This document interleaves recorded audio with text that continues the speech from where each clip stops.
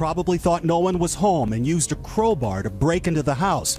They say he went after one of the 9-year-old twins as they ran upstairs and then broke through a locked bedroom and a locked bathroom before finding the attic where the kids and their mother were hiding. All right, you stay in the attic, all right? He's in the bedroom? Okay, shh, relax. Just remember everything that I showed you, everything that I taught you, all right?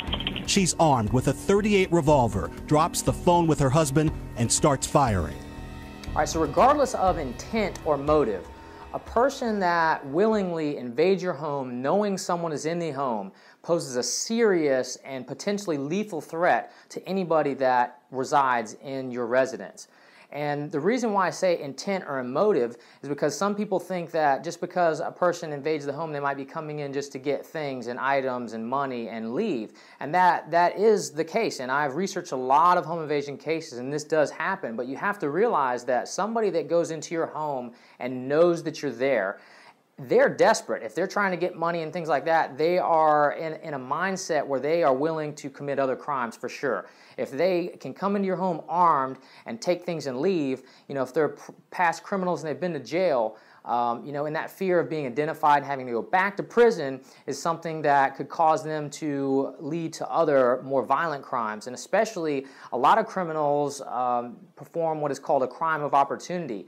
And they can escalate their violence based on the opportunity presented to them. So let's just say 3 armed men break into a house because they see some nice stuff, or there was a big screen television box out by the trash. They come in and there's an attractive female with her 4-year-old son in the house, and now they've seen an opportunity to commit a sexual assault and things like that too. So there are also all the criminals or offenders that are coming into the house specifically to assault and do violent crimes.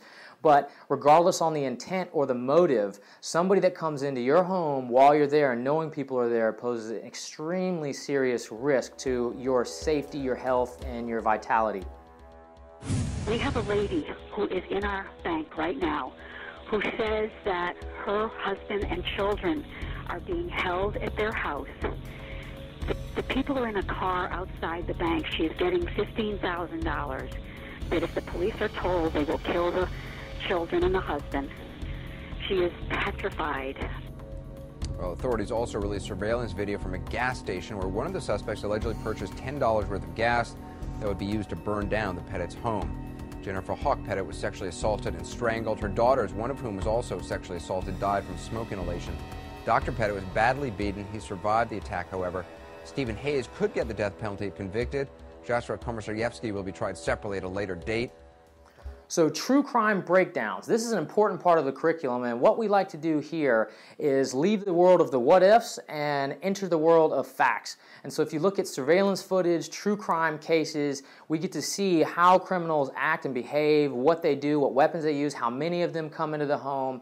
And those types of things you can actually look at, analyze, break down, plan for. So now we're looking at the most plausible, the most likely things, the most likely weapons, the most likely tactics, and now we can kind of create a plan and look at how you can create a defensive strategy for your home and family protection. One of the attackers with what appears to be an Uzi gun in his hand, pacing in one of the rooms. They held me hostage for a while. They took me downstairs to lay right next to my roommate and put a pillow over my head. And when I put the pillow over my head, I thought that was it. I thought I was gone.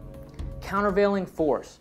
So giving up your jewelry, your car keys, your possessions, money, it might not be enough for some criminals that enter your home. So we have to have some close quarters combatives, physical solutions that can help you in those situations where they might kidnap you, abduct you, or beat you senseless, or knock you unconscious. You know, so you have to have some physical self-defense combative solutions, as well as the knowledge and criminal psychology aspect when you're looking at defending yourself or protecting yourself in a home invasion.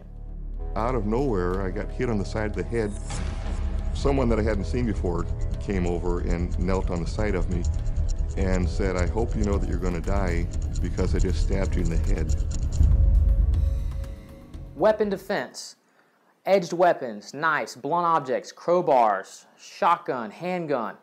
These are the types of items that criminals bring into a home to commit their crimes. Why? Because they can use it as an intimidation control factor, and it also allows them to create serious damage very quickly if they need to. So it would be irresponsible to not incorporate handgun defense, shotgun defense, how to defend against a knife, blunt objects in a home invasion curriculum. So that is an embedded part of the curriculum. It's very important for you to be able to resist, prevent, manage, survive a home invasion and make sure you and your family come out alive.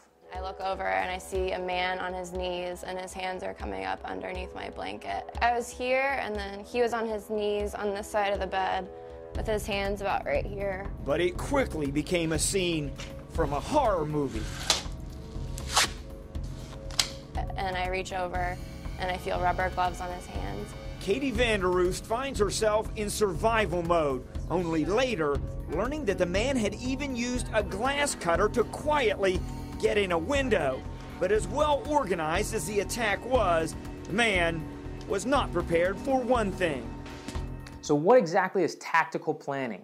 So tactical planning is very similar to emergency planning.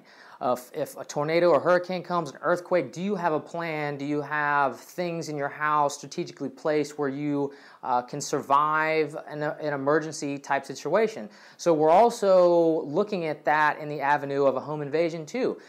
Do you have weapons or improvised weapons in different parts of the home that you can use?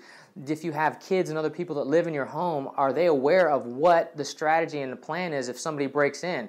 Do you know the safest parts of your house and how to cut corners and clear a home if you need to?